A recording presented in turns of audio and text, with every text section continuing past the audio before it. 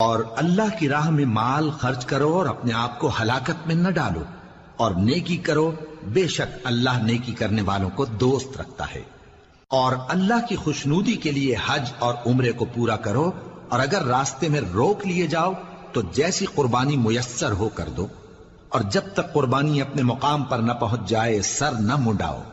اور اگر کوئی تم میں بیمار ہو یا اس کے سر میں کسی طرح کی تکلیف ہو تو اگر وہ سر منڈا لے تو اس کے بدلے روزے رکھے یا صدقہ دے یا قربانی کرے۔ پھر جب تکلیف دور ہو کر تم مطمئن ہو جاؤ تو جو تم میں حج کے وقت تک عمرے سے فائدہ اٹھانا چاہے وہ جیسی قربانی میسر ہو کرے، اور جس کو قربانی نہ ملے وہ 3 روزے ایام حج میں رکھے اور 7 جب واپس ہو، یہ پورے 10 ہوئے۔ یہ حکم اس شخص کے لیے ہے جس کے اہل و عیال مکے میں نہ رہتے ہوں، اور اللہ سے ڈرتے رہو